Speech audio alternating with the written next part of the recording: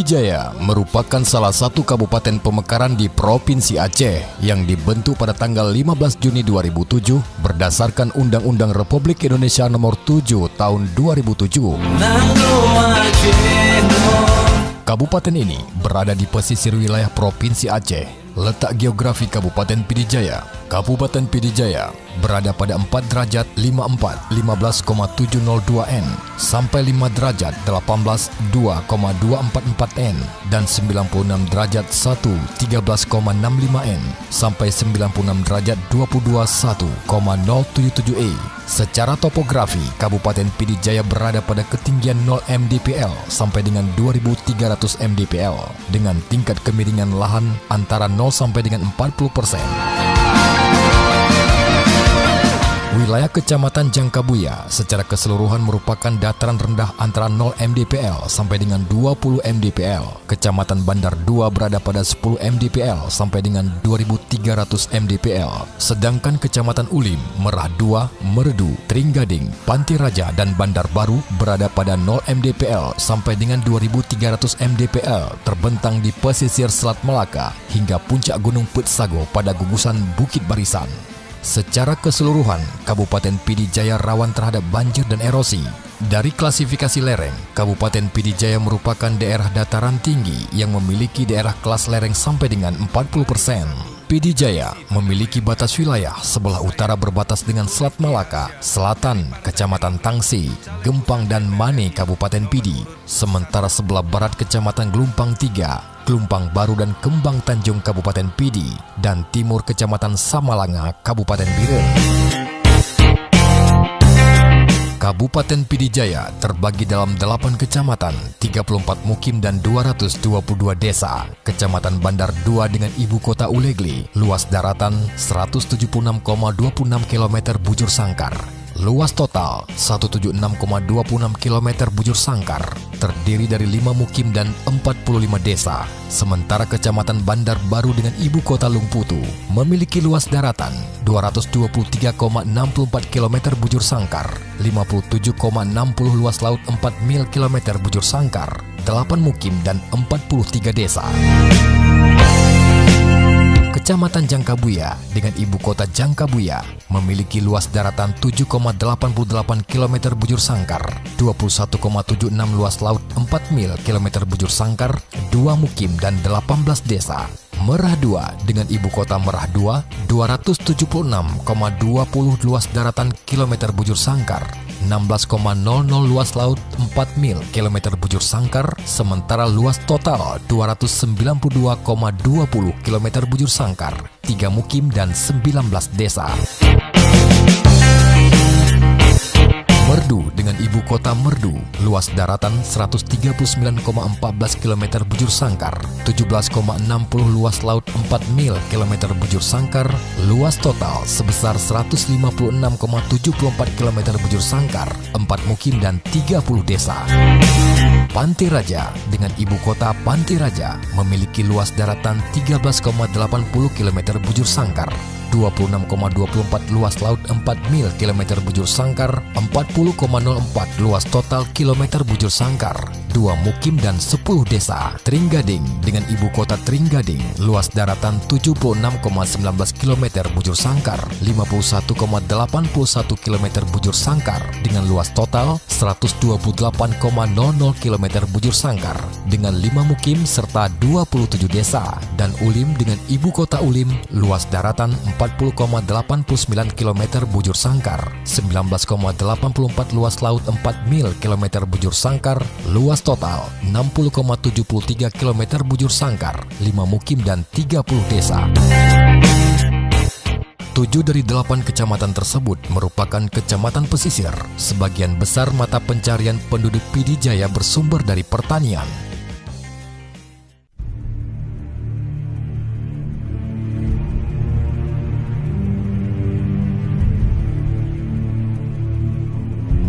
Desember 2016, Pidijaya berduka. Gempa bumi berkekuatan 6,5 skala Richter meluluhlantakkan Kabupaten Pidijaya.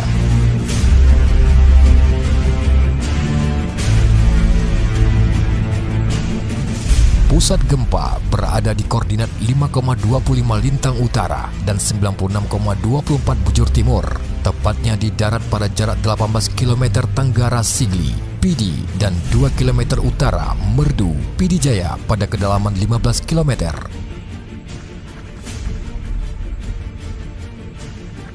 Pusat gempa yang berada di daratan menyebabkan gempa bumi ini tidak menimbulkan tsunami. Gempa juga terasa di kabupaten tetangga seperti Pidi, Biren, hingga sampai ke Banda Aceh, Langsa, dan Pulau Simelu.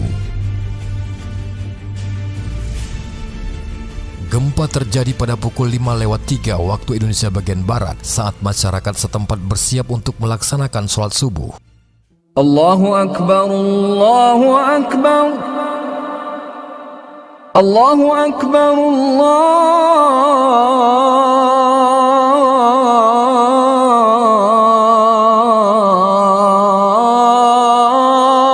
Akbar. Guncangan gempa yang terasa kuat di daerah Pidi Jaya membuat puluhan ribu warga panik dan menyelamatkan diri.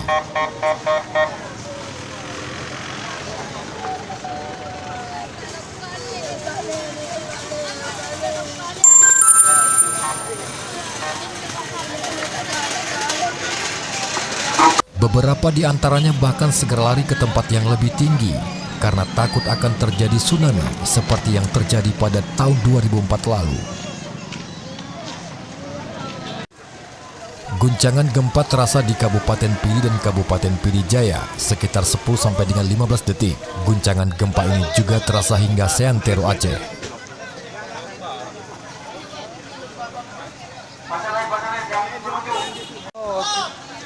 Badan Nasional Penanggulangan Bencana menyatakan teridentifikasi sedikitnya 93 orang meninggal dunia dari 0 total korban di 3 kabupaten.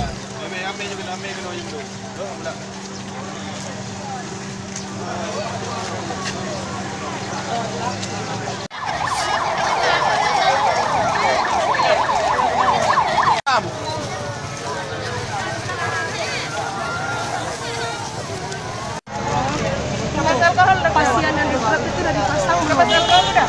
Nggak ada kapas alkohol, ada emang. Ada, itu NaCl. Oh udah ada ya kapas alkoholnya? Ada yang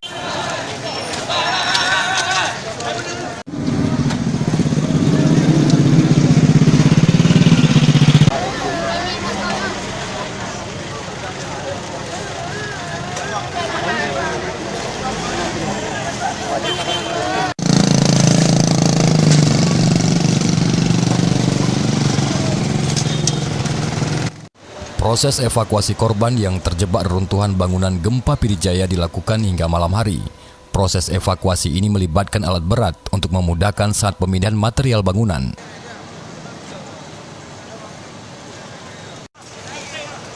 Kepala BPBD Pidi Jaya Putih Manap mengatakan korban yang terjebak di balik reruntuhan masih diupayakan untuk proses evakuasi.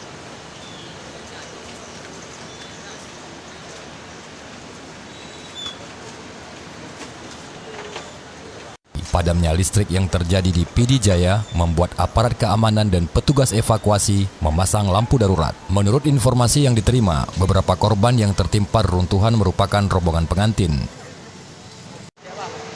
Petugas diminta berhati-hati dalam proses pemindahan material tersebut. Sementara itu, pada malam hari terpantau masyarakat tidur di tenda-tenda darurat yang didirikan di sejumlah titik pengungsian. Pembersihan puing-puing dilakukan di pusat pasar Kota Merdu, di mana puluhan korban meninggal tertimbun reruntuhan bangunan. Anggota rombongan Antarlinto Baru, pengantin laki-laki asal Padang, Sumatera Barat, menjadi korban robohnya bangunan dalam musibah gempa bermagnitudo 6,4 skala Richter yang terjadi di Pidi Jaya.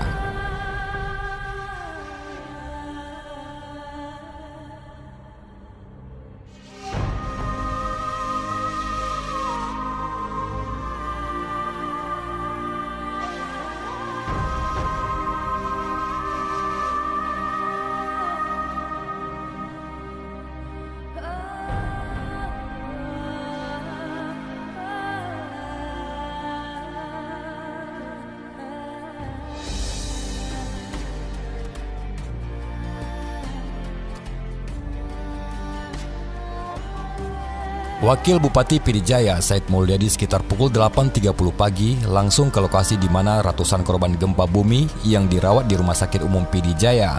Korban sebagian dilarikan ke Rumah Sakit Sigli dan Rumah Sakit Umum Biren.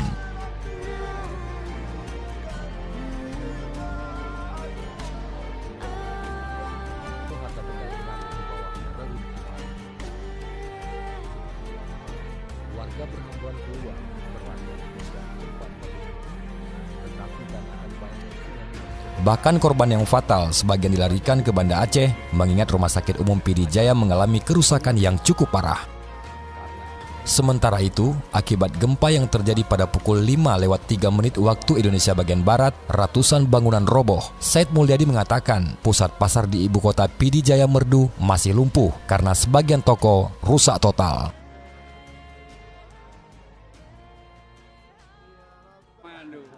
Presiden Joko Widodo dengan menggunakan helikopter dari lapangan udara Sultan Iskandar Muda menuju lokasi yang terkena dampak gempa di Pidijaya pada Jumat 9 Desember 2016 pukul 7.30. Presiden sempat bermalam di Banda Aceh sebelum akhirnya melanjutkan kunjungannya ke lokasi evakuasi korban gempa. Berdasarkan agenda Istana Kepresidenan yang diterima, Presiden diperkirakan tiba di Sigli Pidijaya pada pukul 8 waktu Indonesia bagian Barat, sebelum kemudian melanjutkan ke lokasi evakuasi. Presiden Joko Widodo terlebih dahulu mendengarkan perkembangan evakuasi terbaru dari Kepala Badan Nasional Penanggulangan Bencana. Presiden menjenguk korban di Rumah Sakit Umum Daerah Sigli, mengunjungi Masjid At-Taqarrub di Tringgading, Pidijaya, serta menuju penampungan korban di Merak II. Kegiatan Presiden diakhiri dengan pemberian santunan kepada korban gempa.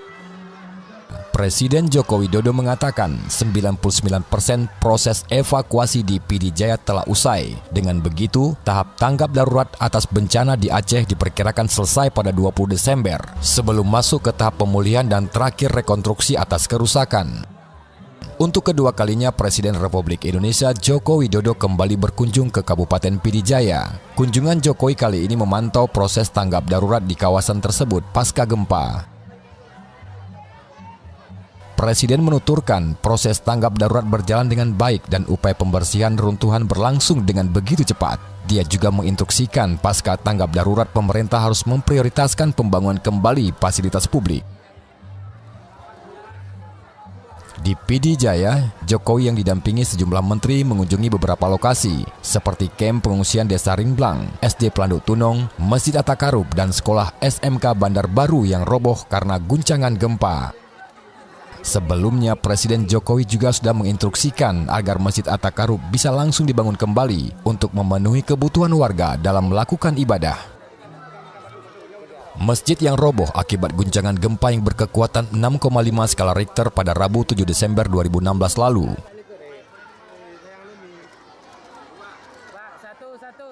Dalam kunjungannya, Jokowi juga menginstruksikan agar semua bangunan yang runtuh bisa dibersihkan dan di lokasi yang sama segera kembali dibangun selama sisa masih dalam tanggap darurat. Dalam kunjungan kali yang kedua, Jokowi didampingi oleh Ibu Negara Iriana Joko Widodo dan sejumlah menteri, diantaranya Menteri PUPR Basuki Hadimulyo, Menko Pembangunan Manusia dan Kebudayaan Puan Maharani, serta Mensos Khofifah Indra Parawansa. Dalam kunjungan tersebut, orang nomor 1 di tanah air ini juga meninjau proses penanganan gempa di 2 kabupaten, yakni Kabupaten Pidi dan Kabupaten Biren.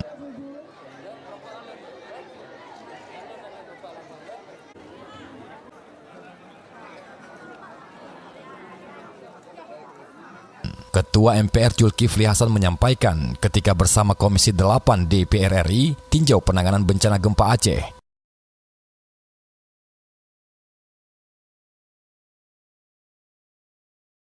Kepala Pusat Data Informasi dan Humas BNPB Sutopo Purwonugroho mengatakan, peninjauan dilakukan dengan mengunjungi posko tanggap darurat dan lokasi pengungsi serta melihat langsung proses pembersihan puing bangunan di Kabupaten Pidijaya. Zulkifli Hasan mengatakan bahwa tujuan kunjungan kerja ke Aceh adalah untuk melihat langsung penanganan bencana gempa Aceh dan apa saja yang bisa diberi perhatian dan bantuan. Sepanjang mengelilingi Kabupaten Pidijaya, Zulkifli Hasan melihat penanganan bencana Aceh dibagi ke dalam 8 klaster nasional, yaitu klaster pengungsi ekonomi, pemulihan dini, sarana dan prasarana, pendidikan, kesehatan, logistik dan pencarian, dan penyelamatan, di mana masing-masing klaster ditunjuk klaster terkait sebagai penanggung jawab.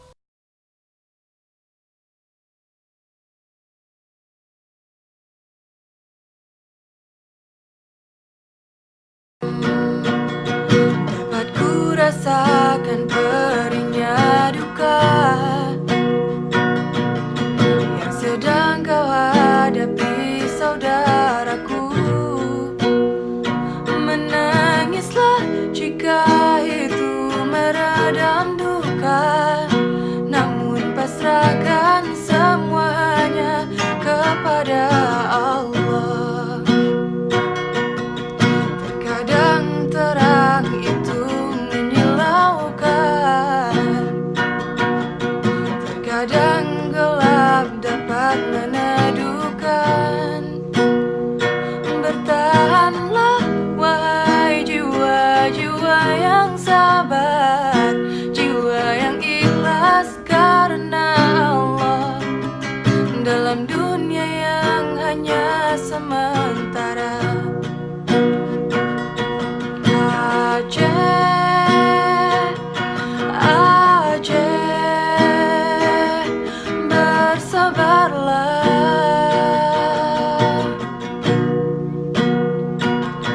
Aceh,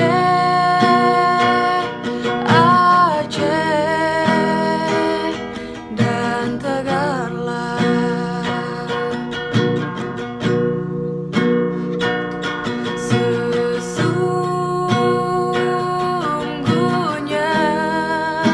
Kepala Satgas Bencana Pidijaya yang juga selaku Wakil Bupati setempat, Haji Said Mulyadi, mengatakan pembangunan 2.222 unit huntara bagi korban gempa Pidijaya dibangun oleh Badan Penanggulangan Bencana Daerah dengan mendapat alokasi dana dari BNPB sebesar 55.550 juta yang diajukan pada masa tanggap darurat. Setiap unit huntara dibangun dengan jumlah dana 25 juta dengan lantai semen, dinding dari triplek serta atap seng.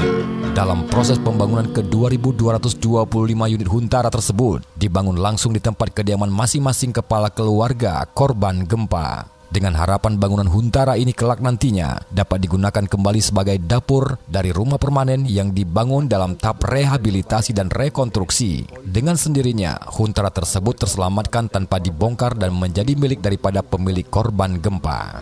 Dalam menanggulangi musibah bencana, pemerintah mengucurkan sebanyak 1,7 triliun kepada 67 kabupaten atau kota dan 25 provinsi, di antaranya Kabupaten Biren, Pidi, dan Pidijaya. Mendapat kucuran bantuan dana rehabilitasi dan rekonstruksi tahun 2017, bantuan dana hibah itu diserahkan Kepala BNPB Pusat William Rapangile dan Budiarso Teguh Widodo, Direktur Jenderal Perimbangan Keuangan Kementerian Keuangan Republik Indonesia. Pemerintah Kabupaten Pidijaya menerima dana hibah sebesar Rp343.511.900.000 untuk membiayai upaya rehabilitasi dan rekonstruksi pasca gempa di kabupaten itu.